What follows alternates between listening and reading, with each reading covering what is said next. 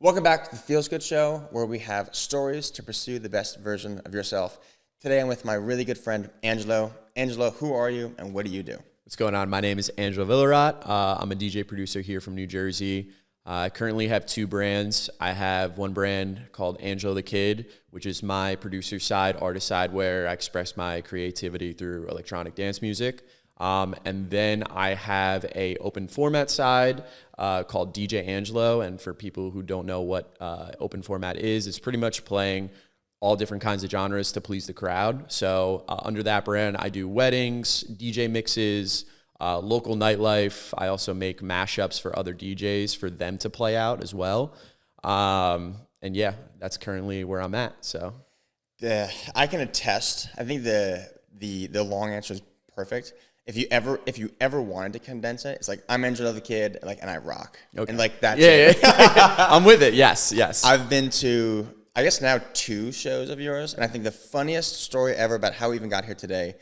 Angelo is the brother of one of my really good friends, Laura, and when I met Laura years ago, she said her brother was a DJ, and in New Jersey, like everyone's brother is a DJ. Yeah. So we were having a garage gym event, and I needed a DJ. I called up Laura, and Angelo was busy. He had a gig. I'm like, what is going on? This kid's busy. We have to do it. And then I learned who Angelo actually is. I'm like, oh damn, dude, I can't afford Angelo anyways. But dude, thank you for being here. I would love to learn a little bit more about how you even found DJing in the first place. I think DJing is so cool and something that is so sought out after by folks. Yeah. So to turn it into something is nuts, and we'll get there. How did you even stumble into becoming a DJ in the first place? Yeah, I think DJing just it's pretty much all I know in life, first and foremost. I started when I was 12 years old, and I remember vividly, the first thing was my parents had this Halloween party, and they had this CD mixer where, it was an older one where you just, put a CD in, you press play on one song, then you put a CD in the next one, you press play on the next. And I remember that Halloween party, I was there, and I probably sat behind there for a half an hour during the party. People were going behind there and playing music. And I would just this is so cool to me. They would press play and the crowd, everyone would go go crazy to a song. And something about that was awesome to me. I just loved it,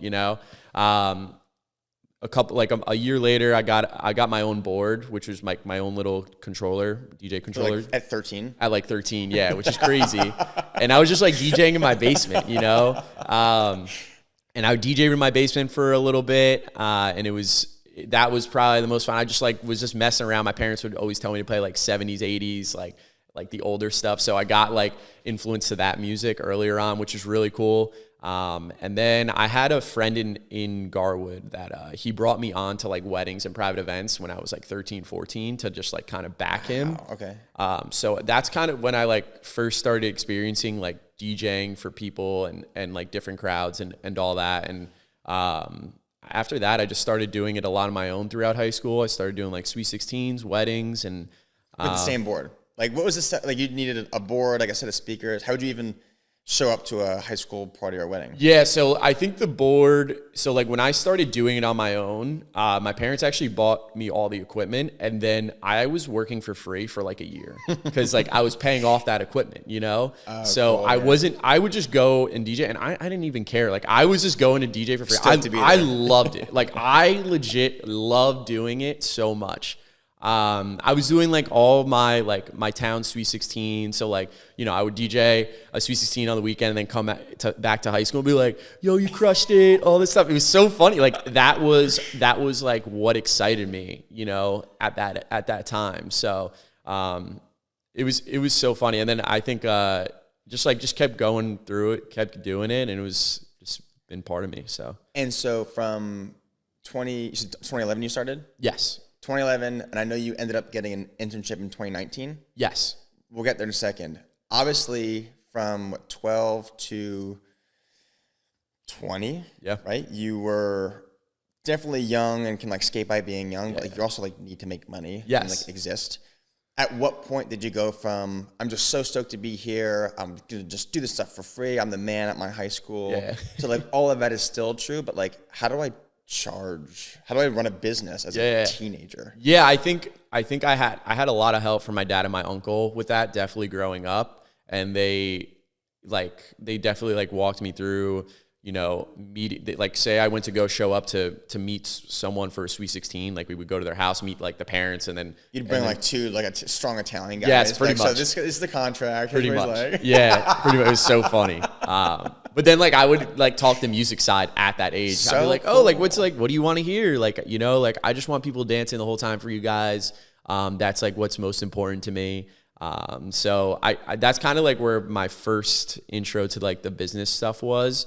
But I would say, you know, once I got to college, I just wanted to party for sure and just like play wherever, like play my buddies' fraternities. Just drink for free. You know, and all that. But I also like, I think part of it too was like, you know, negotiating prices with these like fraternity kids, you know, and I all my buddies from different colleges would, you know, get me into their fraternity at different colleges. So that was awesome to me. And then I got my first internship with Get Down, which is based out of Hoboken. And they're pretty much a DJ group that they book DJs all throughout Hoboken, Jersey City. And that's when I really like started to see like, oh, you can make this a full-time job and really, you know, take it seriously. So I would say like they helped me out so much, and, you know, and that was also part of like the first group that everyone was like a DJ around me, you know? So I never grew up with like other DJs around me or like other friends as DJs. So that was like the first time I got introduced to other people that had similar interests as me, you know? Yeah, because was it difficult doing that? Not solo, right? So it sounds like your friends and your family supported you. But how challenging in a time of your life where you're already just like naturally confused. Yeah. You're like literally you're hitting puberty, you're like playing DJ gigs, you're going to college, you're just like your early 20s, late teens. I feel like everyone's just like figuring it out to the highest degree. How do you also do that and like start this business? Like how important was it for you that you found that community of folks doing the same thing? So important. I mean, I think the original goal, like when I was in high school, was like, all right, I'm going to DJ on the weekends and then work during the week, like a 9 to 5. Like that was the goal. Cool. Like I'm going to do weddings on the weekends and then do that. Never ended up happening. Just cause I was like, that life, it just wasn't for me. You know, I think, you know, I really love hey, I like waking up every day, and like everything I do is towards myself. You know, that's like something that I'm huge on. But yeah, I think to answer that question, I think like just having other people and seeing what they're doing and like how they can make it a full-time job and really hustle, like was so motivating for me. Cause I was like, oh, like maybe I, you know, don't have to work during the week and do like a 9 to 5. Like I can, you know, put all this work in on myself and grow that, you know? So that really motivated me. And how did you grow so it sounds like, and correct me if I'm wrong, you were a part of this like DJ group / agency. Would that be the right way to say it? Yeah. They get inquiries for gigs. They spread them to their people. How do you also, because I know it's what you really focus on now, how do you build a personal brand inside of that, right? So especially coming from, you're doing this thing solo, you got your dad and your uncle like backing you for these Sweet 16s. Then you're like self-negotiating frat parties, and then you join this agency with this cool community of folks. But is that challenging? Because like on one hand, it's awesome to be surrounded by these people, but is it also like you're also like competing for the same opportunities, or is it not looked at like that? I don't think so. I think like everyone kind of works hand in hand, you know. There's also so many different kinds of DJs out there, you know.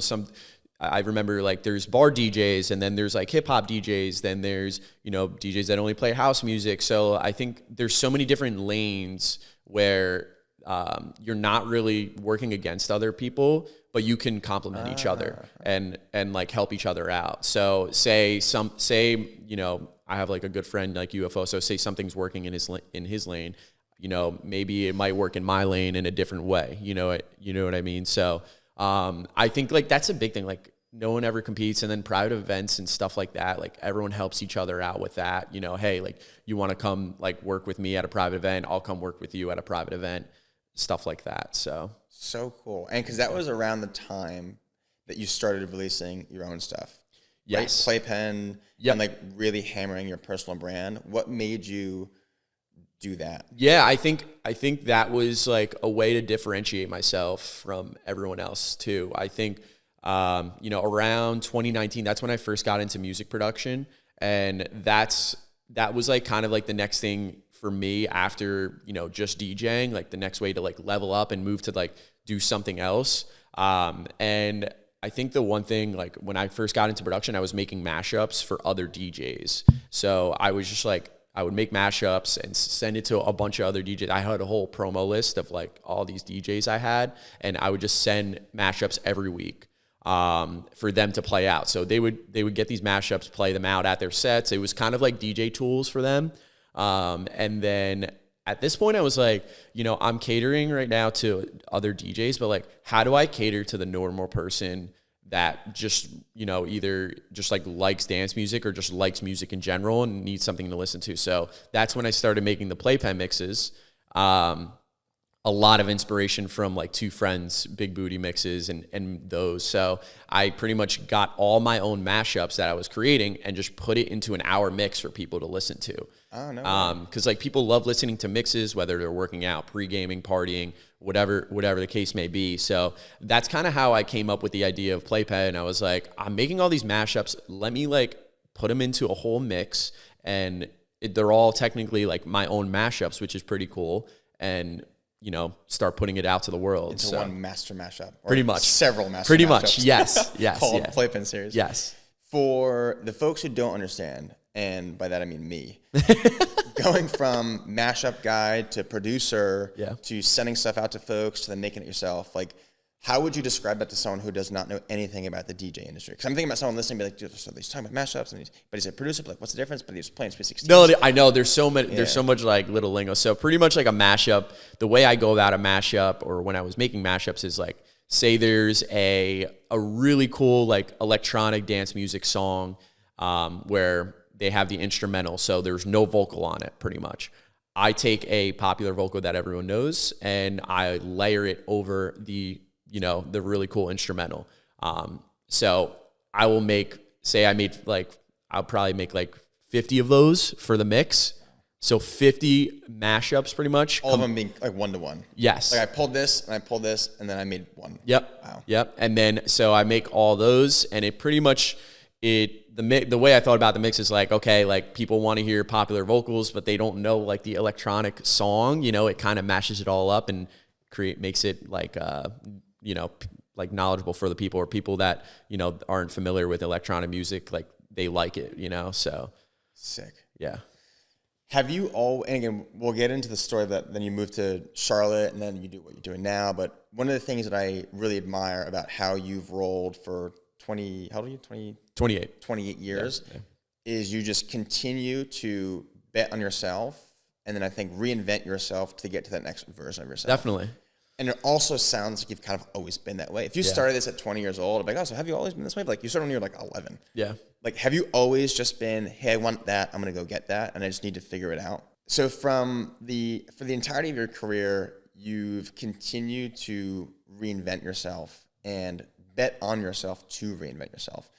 I found this board, and then I started doing Sweet 16s, then I started doing mashups, and then I wanted to do this, and then you moved to Charlotte, which we'll get to.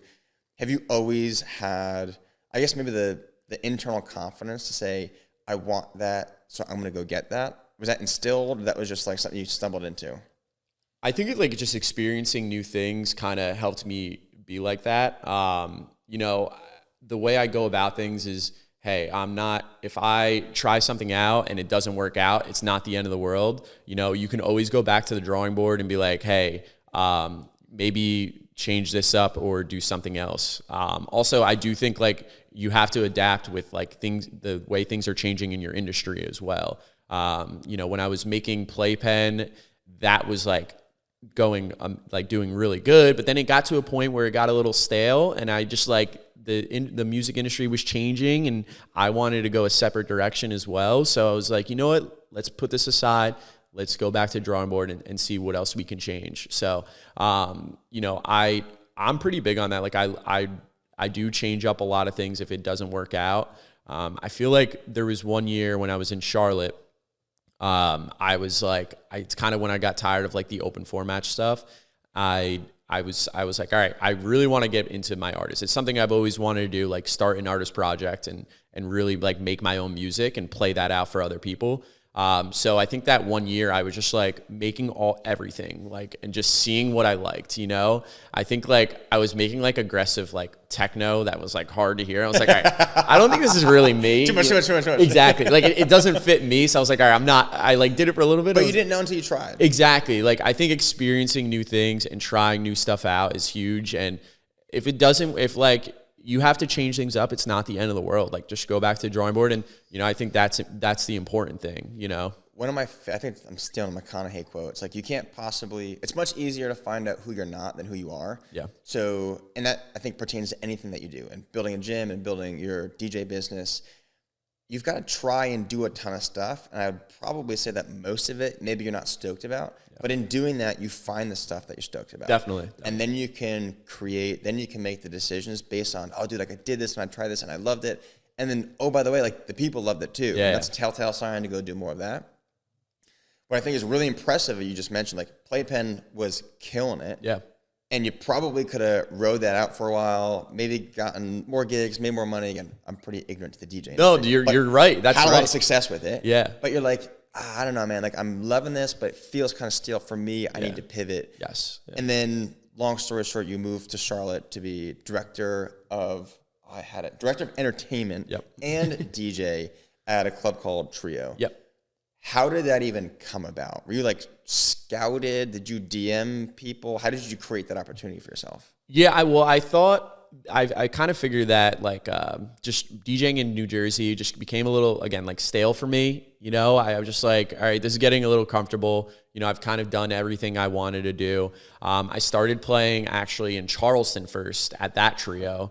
I had a buddy that lived out there who brought me out there to play one bar, and then I got introduced to Trio. Oh, no way. Yeah, so I was going down there like a ton to play, and then when Trio was talking about opening up the one in Charlotte, they were like, we need someone to move down here and kind of run some back-end stuff, be the director of entertainment.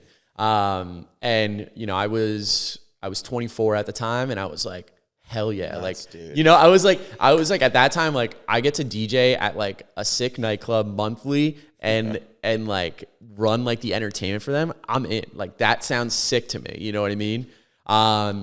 So I went to do that, and it was so much fun. Like I'll tell you what, like, at 24, I was like, I'm here to, like, I wanted to party and like meet a ton of new people. And obviously I love DJing so much. So like the ultimate goal was to have that as a home base, and then also travel and play open format, shows. Like I was playing in New York, I believe, once a month. So I was traveling for that. I was playing in Boston. I was playing a couple other spots.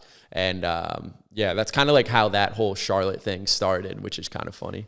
That is cool, dude. And I can only imagine, like, how did getting that tap on the shoulder feel? At not just 24, but also just like knowing how you've rolled to that point for 12 years. Like, dude, I saw a board, and then I was like punching CDs, and then my dad and my uncle were walking around, and then I was negotiating with frat guys, and then I was at an agency. Dude, and now I'm a resident DJ director. Like, how did it feel when you're like, yo, would you be interested in this opportunity? Dude, it's like, I got so excited and just so happy. Like, I feel like now I look back and I'm like, oh, like I really did that. But like, when I look back and I remember that feeling, oh my God, this is like the most amazing thing ever. There's so many times in, the industry when I I got an opportunity or something where I'm like, oh my God, this is amazing. And, like now I'd be like, whatever, you know what I mean? But like, it's cool to look back and be like, I remember, like, I always chase that feeling. I love that feeling. There's always something new in that feeling in this industry, which is kind of cool. Dude, so, and like director of entertainment, I feel we were talking a little bit beforehand. If there was a job title that most 24-year-olds could go for, it would be director of entertainment at a club. Yeah. What did you expect that to be? What did it end up being? Okay. And how was the actual role? Yeah. So, I think when I first got booked, or first got it, I was like just excited to play the club every month and like get influence to like a new crowd. So like more people coming out to me introducing myself to new people, just seeing a new market as well as far as like the dance music market. And it was like, and then I started also like booking a lot of the local DJs. So I got connected with more people. It was amazing. Like I loved it at first. And then I kind of just like started to realize, I'm like, all right, maybe, I like a different side of it. It became late nights. And then like, I do feel DJing all the time for that style, like open format, it just got like a little stale to me, exhausting. Like I started playing the same exact music every time I went out. It was just kind of the same thing over and over again. And at that point I was like, you know what? I think I'm kind of ready to move on and do something else. But I learned so much. Like the experience was awesome.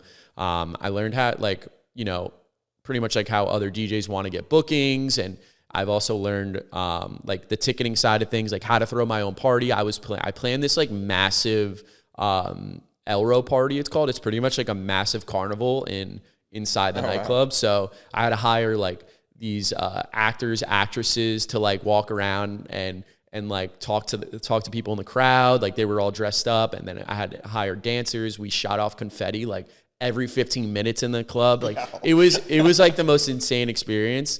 So I mean, that job was amazing, and like it was incredible. I would say the last year though, I was like just definitely ready I was like, okay, like I'm ready to move on, and like I want to start like my own thing and really go 100% in that. So, and even before your own thing, which we'll get into, like how cool is it that in hindsight, it sounds like every stage in which you had an opportunity to say yes, despite like wild uncertainty, traveling around the country and doing things, they all kind of coincidentally acted as a launching pad for the next thing. Yep. From a skill lens, probably when you were much younger, to like, dude, how do I DJ? Then I learned how to DJ, and then I learned how to do contracts. To then, dude, like I'm in a way like running a club. I'm not just showing up to the party and then go home. Dude, like you were booking people, you were booking the main folks, you're booking the folks who open. What's the word? Open. Jeez. So there's like three. So like there's like 3 DJ sets in a nightclub, usually 9 to 11 p.m., 11 p.m. to 12:30, and then the headliner 12:30 a.m. to 2 a.m. So then I was doing the openers. And you were there that whole time. Yes, yeah. And playing a lot of the time. Definitely, because I would and playing sometimes, and because I would have to, the openers I booked, I would have to go see them and see how they're doing, and everything that goes into that. There's a lot that goes into that, So it was great. Like it made me. I learned so much about the industry just doing that. So even like you mentioned, like ticket sales, talent management, like. Probably way outside the scope of like what you thought you were going to do. Definitely. But now you can use in your next chapter all of these skills, relationships, and connections to go and do the next thing. Yep. But what was it? 'Cause I think it was around that time, like you started to really prioritize your health, which I can't imagine actually how difficult it was to prioritize your health when you're at a club for 4 hours, or maybe 8 hours a weekend. What made you be like, yo, dude, I want to tighten up the health side of things? Yeah, I mean, I think like my sister motivated me big time. Like she was working out a lot, and I'm like, and then I was just like, I'm just gonna start running. Like, let me just see how it goes. And then it led into, it was about a year and a half ago, and then we signed up for the Bridge Run, which is like a run in Charleston, South Carolina. It's massive, and ever since then, I just felt, it's been part of like my main routine. If I don't work out, like my whole routine gets messed up and everything. It like my schedule is very hectic as like an artist and DJ producer, because some weekends I'm late nights, till 3 a.m. and then, I have to go back to during the week and work as hard as possible to grow the business and grow my businesses. So, I feel like it could be a little bit hectic, but the one thing that does stay in routine is, staying active and working out, because that's when I feel the best, and it makes me feel the best during everything. Which I think is cool, dude, because I would imagine that most people see a DJ and they just see the DJ. Yeah. Like I've seen you play, I've seen Fisher play, I think I saw John Summit once, and like all you see is them like doing their thing. Yeah. And it's probably easy, like, oh my God, dude, that's the best job in the world. You got all these people chanting for you. You've got like you're the guy or you're the girl, which may in large part be true, but there's probably so much behind the scenes that goes into that, in addition to just like, dude, the routine of being someone who works in nightlife. Definitely. How have you gone, though, from this crazy regiment of, I don't know, up at whenever, sleep at whenever, drinking several days a week, to I need to create structure, I need to create workout routine, eat routine, work routine. Yeah. How did you go from maybe not having that to having that?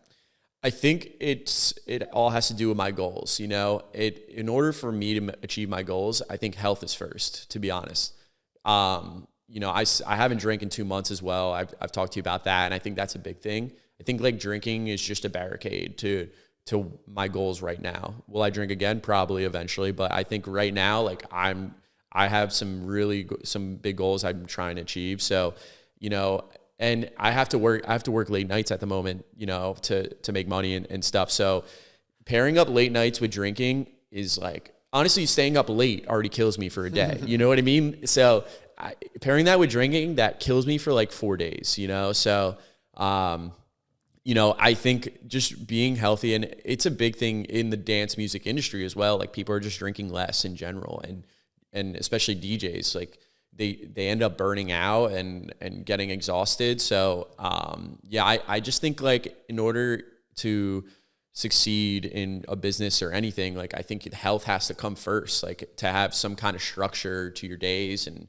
get the most, you know, potential out of yourself. I think it's the best foundational thing that anyone, regardless of industry, DJ, accountant, everywhere in between, like, dude, if you take care, I'm a big fan of like, if you take care of your body will take care of you. Yeah. And we all probably ask a lot out of our bodies, whether it be working a lot, you have kids, you have a crazy schedule, whatever it is. So if we can't always control the schedule or the kids or the opportunity that pops up that we want to be prepared for, we can control how we take care of the thing that literally fuels us to do what we want to do, which is really important. And I think a lot of times people treat it as a secondary thing. Oh, well, I need to work and I need to do these things, and like working out and exercise is secondary, which I can understand. Like it's 24 hours in a day, but at the same time, like one will fuel the other, which I think sometimes is missed. So it's cool to see someone with the almost like nocturnal schedule that historically you've had be able to go and do that. And you mentioned like these goals that you're after. I know we were talking the other day about whiteboard in your room, them written down and working backwards. What are the goals that you have now, and how do you approach getting to them? I think a lot of my goals are, I almost treat them as like more results, like stuff that will get done. It's like, and it's not like, oh my God, I want to DJ here. You know, that's not my goal. Like my goal is more like, I want to work with a vocalist. I want to get signed to a label out in, you know, in Europe that I've never, you know, worked with, or get support from DJs that are in my, you know, in my lane and stuff. So, I think, you know, the way I approach them is I pretty much like monthly, I'll write down, okay, for this month, I work backwards, like you said. Okay, for this month, I have to get this done. These are my goals, and then I do also weeks. So then from those months, I do, okay, how do I get to my goals for the month from week to week? And then I do days as well. So then I also do day-to-day goals and get that all done. So, but yeah. And how do you do any type of specific goal setting process, or is it more of just like, dude, that would be dope? Because I know you mentioned like it's not so much like I want to play there, which could be a great goal. Yeah. But if you have different goals, maybe how have you arrived to your goals? What's most important to you as you look towards your professional goals? Yeah, I mean, the most important thing to me is to, you know, travel and play my music, you know, country, or honestly, even, you know, global. I think that's like the main thing. And I think like a lot of my goals as well is like just to being in routine every day with everything. So, you know, try and put at least 4 hours of music production every day in the morning, and then also like work on some other side of stuff. So I also have the other brand, Angelo, the DJ, and I work on a lot of that side of the things and my goals for that. So, yeah, I mean, I think the main goal is to like, you know, definitely travel, DJ, play my own music, and have people come out for that. So I try and like pair up my goals to work towards that, you know? I think one of the things that I've learned, not just here, but just knowing you the last couple of years, is like creation is so like being in a position where you can express yourself is so cool to see. Because I know a lot of people, money's super important, but even back to like the playpen stuff, like you probably could have had a lot of success with that. You probably could have continued to have a lot of success with Trio, but at these pivotal moments, you're like, hey man, I'm almost at a cap of me being able to express myself, maybe in a way. Yeah. And I need to be able to do that more. So it kind of sounds like that's the North Star of like, dude, I want to create, I want to put stuff into the world, and I want to do this and share it with other people, which now even thinking back to like the 12-year-old self is so cool. Because it sounds like that's always been the through line of like, dude, I want people dancing. I want people like having a good time.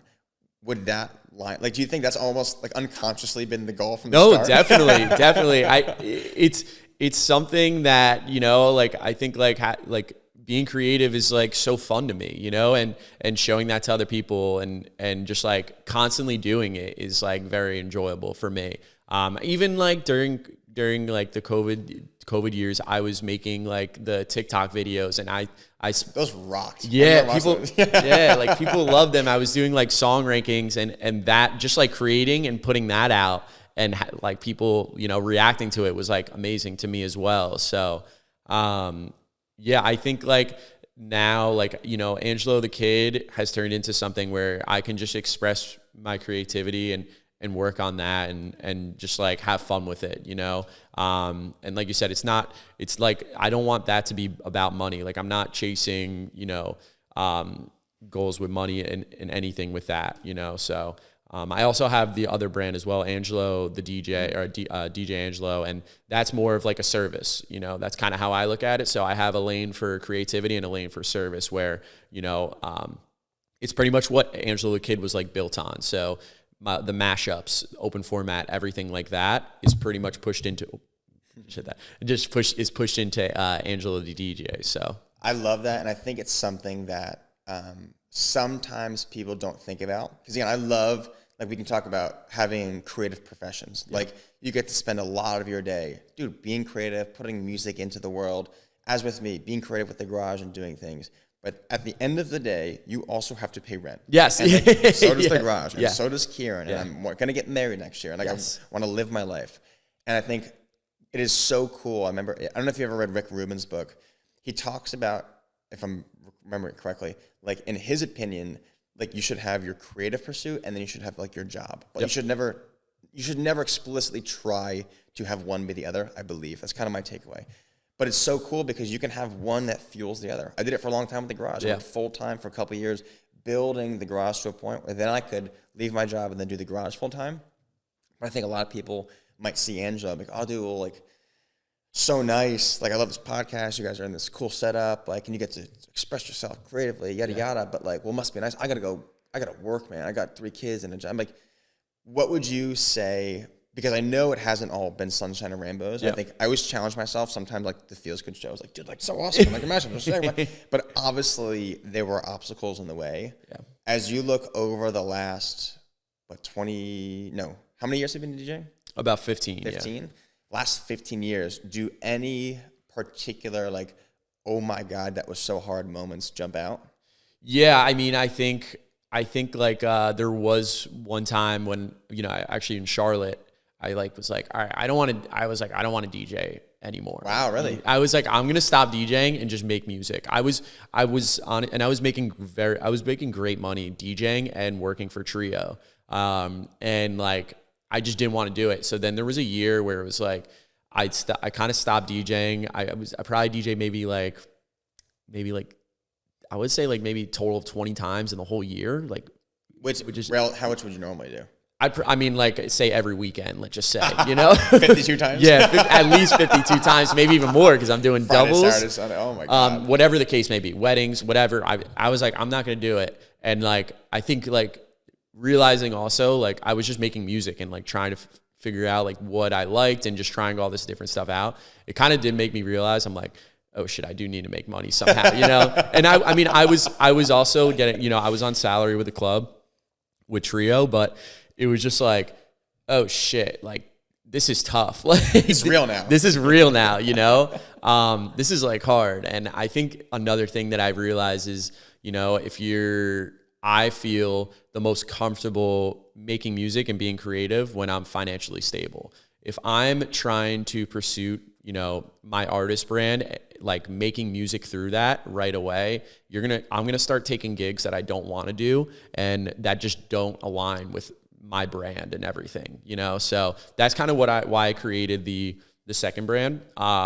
It's, you know, I still love like DJing open format. It's something I still really enjoy to do. I think at the time though, it just was making me feel uncomfortable, like putting that under Angelo the Kid, because it's not aligning with the music I'm making and what I'm doing. I also like, like I was saying, I got tired of DJing all the time. Cause like, you know, people that come out for open format, they kind of, you know, they come out, usually they're just getting hammered and drunk and they forget about you the next day, you know? So, you're like putting all this work, oh my God, this is the perfect blend. Yeah. And someone's in the back of the crowd like, yeah, this is sick. Yeah. So like, I feel like, you know, I'm like right now where I'm at is like, I'm actually like so excited and so happy. Like, just like everything I'm doing is putting the work into for myself, and I'm also seeing that come back, which is really cool already. It's only been like a month, you know. But I mean, again, I've learned your story intensely over the last day or so, like doing prep work. But even this story now, like it's almost like a 15-year overnight success. Like, of course, like it's starting to come to fruition now. And it might feel like, whoa, dude, like it's really clicking. Like, how fortunate. It's only been a month since I moved home from Charlotte. But like, dude, you've been doing this since you were 11 or 12, right? 12 years old, 12 years old. Yeah. Man. So like so many years of work and uncertainty and things that like you were doing that you couldn't even like see the light of day in terms of like if and whenever it would pay off. I would be willing to bet are like starting to pay off now, which is really cool that you're in a position to, I think, parlay two things, which is the decade and a half of work and relationships and skills and knowledge, and the same drive at 28 that you had at 12, which is so cool, dude. Is there anyone, like if you look back on the last 15 years of DJing, that you would say has had the biggest impact on you? Not just in a DJ lens, like, dude, so I met this DJ, they taught me this skill, but anyone in your life that's supported or sticks out to you as far as like, dude, like they've been super important to me doing what I do. I think there's like a handful of people that I've learned from. I could probably name 10 people off the top of my head, you know, they all, like all these different people gave me a little skill that I still carry with myself today, which is like the coolest thing to me. I look back, one could be for DJing. Another one could be for like, you know, again, like branding and all that. Definitely Eric from Trio, like just giving me the opportunity to try something new and seeing a whole different side. Like that was my first salary job as well, which is like so crazy, cool. You know? So, there was definitely, there's so many people along the way that have helped me to be, you know, even emceeing on the mic, like there was someone for that. So like, it's insane. I can't, there's so many people that just like, so many mentors. I think one thing is that like the amount of people that help me, like I want to strive to help other people like that as well, you know? So, I just started a Patreon as well to just kind of, to make DJ mashups for other people, but then also like just kind of talk about what I'm going through and where I got to where I am at today, and start expressing, be a little bit more personable on there and showing, hey, like you can do this, you know, like it just like, I think you just have to have the drive and the passion and be excited about it every day and be excited to be waking up and get to work. So how much would you say in the last 15 years of like craziness, because you and Sarah have been together for like 8 years. 8 years. Yeah, which is crazy. How important would you say like that, maybe lighthouse of stability, not the right way to say, like a rock in your corner where like, dude, through the move, through mashups to what you're doing now, like, how important is it to have a level of consistency in your relationship? Yeah, I mean, she's like my number one supporter, you know, like if I change something up, or she trusts like everything I do, which is awesome. She never questions anything. And I think that's important to me. You know, it's not a industry that she's familiar with, but she does, you know, show interest. Like she does want to get involved somehow and like learn a little bit about it, you know? So, I also think, you know, in relationships, it's a two-way thing, you know? So I, whatever she's looking forward to, or if I whatever my interests are, I make sure are aligned with her interests as well. So, she also moved out to Charlotte with me, you know, like that's crazy enough itself, you know? So, yeah, that's my rock. Love her. She's the best. So, dude. I could do this all day, man. Before we tell people where they can find you, how they can listen to everything, is there anything front of mind for you that you want to share with the world, like with your story, and you could hope to instill in someone listening that might be wanting to chase their dreams, not sure how, wanting to bet on themselves, not sure how, like anything you'd say to them? I think the main thing is just do it. Like, I think we do get held up where, you know, some things might not go the way you want, but if that's the way to learn. Like, if you just do it, that's how you're going to learn to do something, like get better and try, like just keep trying out new stuff. I think that's a main thing. Also, like social media is probably like the worst thing that ever happened to us. And that's literally our business. Take a break from social media and just like you really, I try and take like at least like a month, a year just to like, hey, like let me take a break and like just come back to reality. You know, we get trapped in there, like comparing ourselves and all that. So I think just like doing what you really love, something that feels good, no pun intended, but like just do something that like really makes you feel really good and go for it. Go for it all. Don't be afraid. So I love it, dude. And where can people find you, support you, listen to your stuff? So on my artist side, you can find me at Angelo the Kid, and then a lot of my open format side where I do weddings and workout mixes, a bunch of stuff like that, is Angelo the DJ. So, well, dude, I admire and appreciate you a ton, man. Thank you not just for coming on the show, but being someone who is actively pursuing the best version of themselves and then also trying to help others do the same. So go listen to Angelo's music, come out to one of his shows or sets in New Jersey, or Charlotte or Charleston or around the world. He's going over to Europe pretty soon. But I appreciate it, man. Thank you. Thank you, bro. Appreciate it.